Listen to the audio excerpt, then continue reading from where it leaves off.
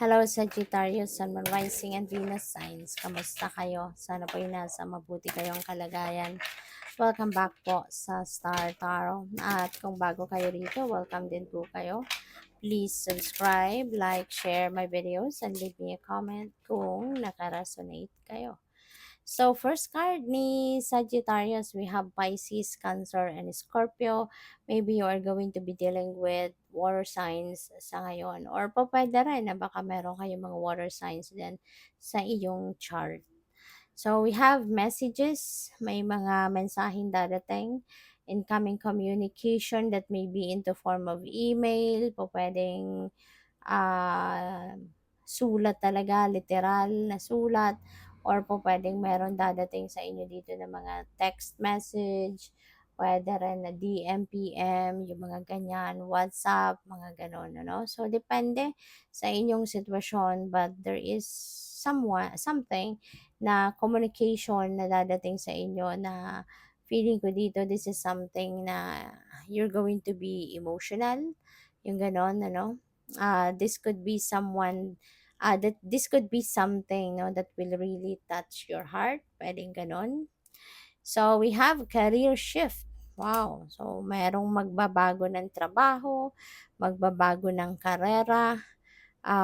This could be an opportunity na dadating na way better no than what you are doing, kaya siguro talagang hindi nyo na din ito papalagpasin, no? And you are going to embrace a new career. So, good luck sa'yo. So, maraming salamat for subscribing. And if you haven't subscribed yet, subscribe na kayo. And also, maraming salamat din for not skipping the ads. Malaking bagay po yan sa akin. And also, please click the join button sa baba ng video kung gusto po ninyo na mag-join kayo sa membership. Okay? Salamat po. So, we have the resting tree. Ayan. So, there is patience and stillness. Most likely, Sagittarius, maaari na ang iba sa inyo rito is going to put yourself into stillness. Okay? Maaari na ang iba sa inyo rito is going to be very patient. Some of you maybe is going to rest. Maaari din ang gagawin ng iba sa inyo rito is baka kayo ay magpapahinga muna, pwedeng kayo ay magpapahinga muna. Maaari na ang iba sa inyo rito is also going to,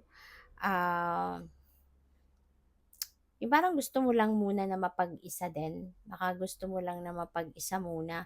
Pwedeng magpapahinga, pwedeng mag-iisip, 'di ba? Pwedeng gusto mo lang muna na makalma, kalmahin ang sarili. Gusto mo lang muna na ma-detach muna yung sarili mo from this no situation.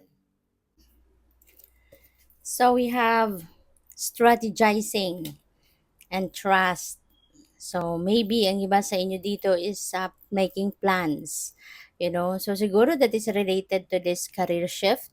Baka ang iba sa inyo pinagpaplanuhan pa ang pagbabago ng karera, paghahanap ng bagong trabaho, yung ganon, maaaring pinagpaplanuhan nyo pa yung pagbabagong ito na gusto ninyong gawin, no? Regardless kung ano man yung planong ito na gusto ninyong gawin, dapat no, na wag kayong mawawala ng tiwala no, sa sarili ninyo. Always trust your gut, no?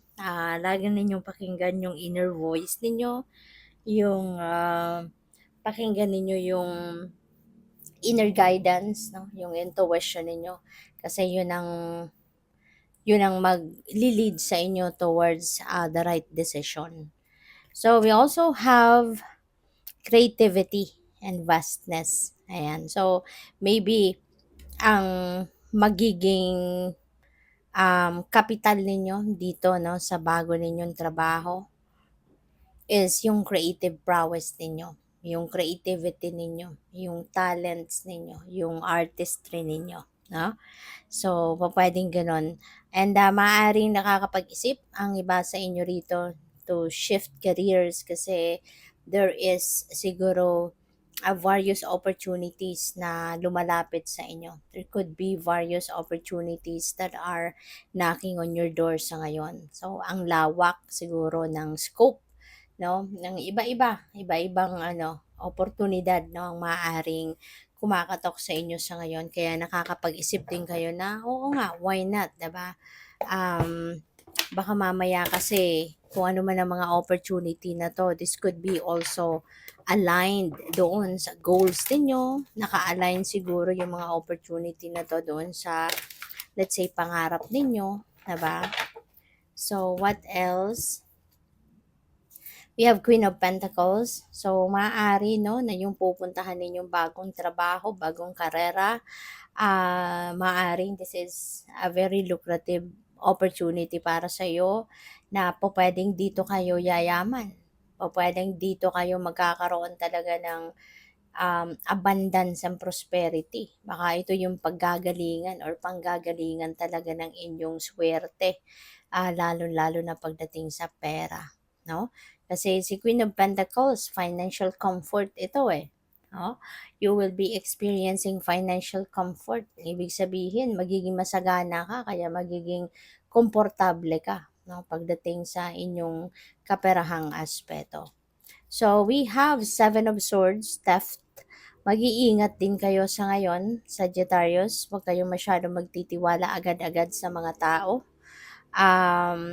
Be careful, no, sa pakikipag-usap sa kung kanino man kasi maaaring meron ditong mga magnanakaw, manloloko, scammer, 'di ba, na pwedeng mag-take advantage ng inyong vulnerability, ng inyong kabaitan, ng inyong pagiging considerate, no? Kaya mag-iingat, okay? Lakasan mo yung radar mo sa ngayon. Pakinggan mo lagi yung wisdom of your body kasi yung intuition ninyo will always send you a signal through, pakiramdam. Kaya maging kayo, maging maingat at maging mapagmatsyag. Okay? So, we have Four of Swords, healing.